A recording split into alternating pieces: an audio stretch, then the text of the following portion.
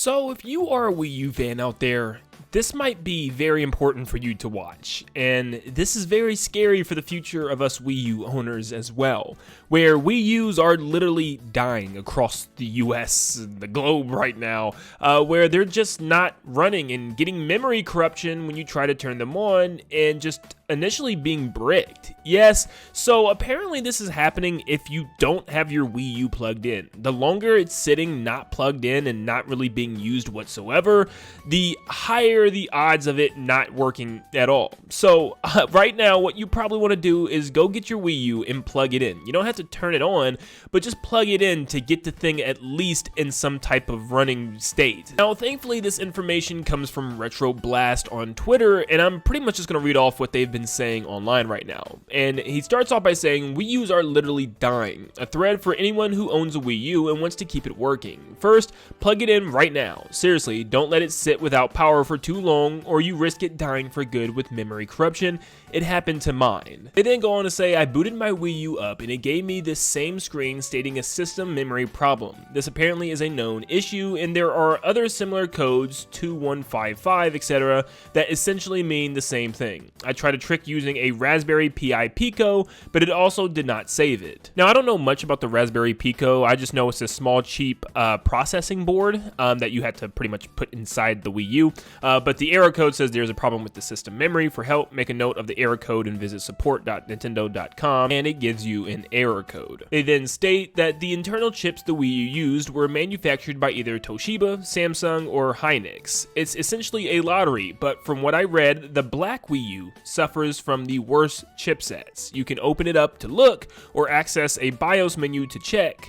Hynix is the most prone to failure. So technically it's a draw of the lottery for what type of chip you got, whether it's Toshiba, Samsung, or Hynix. You don't want the Hynix one apparently, because that's the one that's really bugging out, and especially if it's in your black Wii U. So if you got the black Wii U, like myself, you could be in a little bit more danger than most, and that's not great, you know. That kind of upsets me and scares me. So I don't know what chip I got. I don't plan on opening my Wii U to check, but it's a little scary. They then go on to plug a website that says this site is a comprehensive list of all Wii U models and which chipsets they have. Again, the original white Wii U's is usually the most solidly built. Nintendo cut corners on future models, and they are more likely to die. So there's a little database there with people's Wii U's and serial numbers that you can check out. But they also move on to say the point here is that while there are options to try and save it, this highlights how it's going to be now with consoles if you want to keep them. A Nintendo 64 still typically works, but a console from 2012 is already dying. Corners were cut, and gamers will pay the price. They then move on to say that the Wii U is now a ticking time bomb. It pains me to say it, it's still a great console despite underperforming. It offers Wii functionality with HDMI support and has some incredible games. Sadly, because of modern gaming hardware and features, I fear modern consoles won't have the same shelf life. Then they end a thread with addition at Voltar has another fix that could help you if you do end up in this situation. And he links the website, and I also will link the website in the description down below, which initially will take you to the Voltar website, where you can purchase a Wii U Nand recovery kit for $25. Now, of course, I really have no clue how to install something like this. I'm sure you have to solder it into the main motherboard. I don't know how to do that stuff. So maybe you can actually buy this and take it to an electronics shop or some type of, technical shop that can actually do this for you.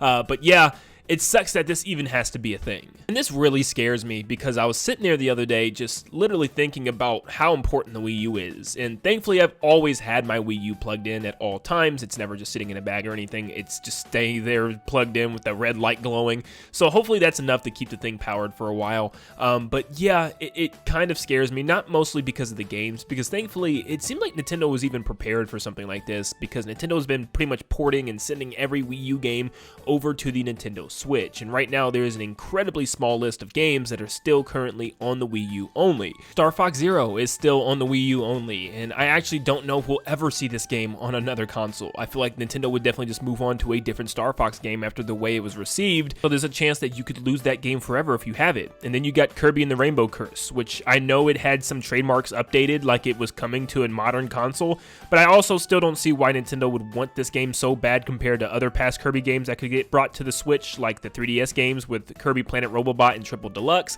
So I feel like this could also be a game that's left behind, specifically because it used the Wii U gamepad a lot for drawing the rainbow lines.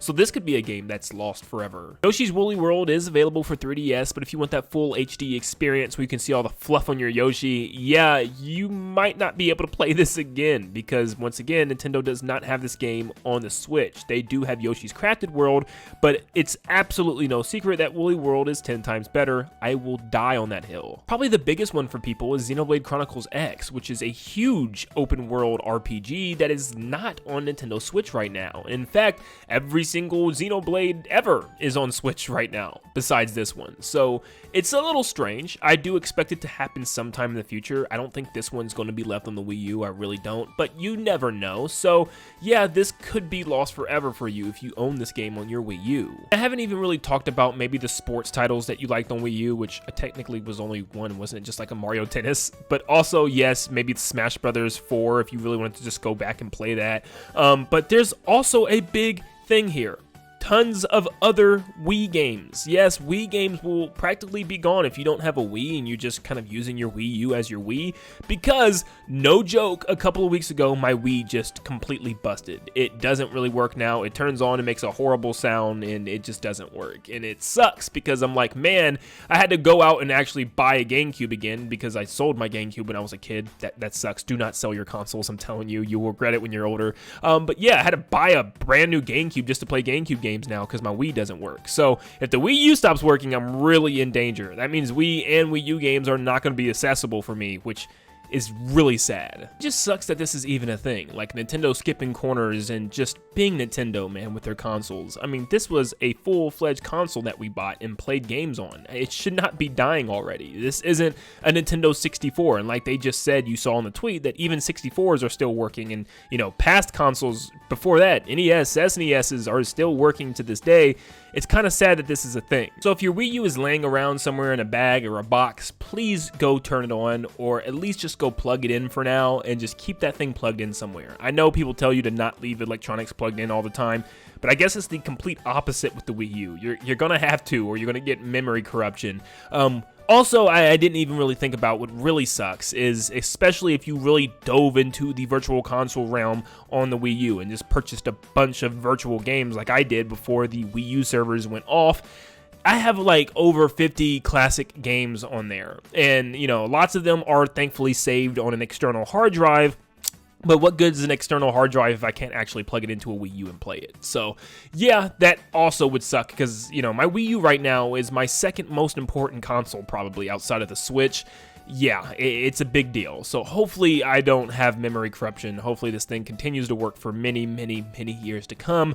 But take extra precaution with your Wii U's. Back up anything that you can. And if you do have this problem, definitely click on the link in the description. Purchase that, you know, repair kit and see if you can get somebody to solder that into your board. And hopefully it can fix all your problems. But thank you guys so much for tuning in. This was just to keep you guys aware of this problem and give you guys a heads up in case that you run that risk of actually getting memory corruption on your Wii U. Let me know if you got your thing plugged in, and let me know also if your Wii U had gotten memory corruption somehow. But definitely comment down below. I'm very curious to hear about this and your experiences. But make sure you leave a like and subscribe before you head out. And like always, I will see you all on the next one. See you guys.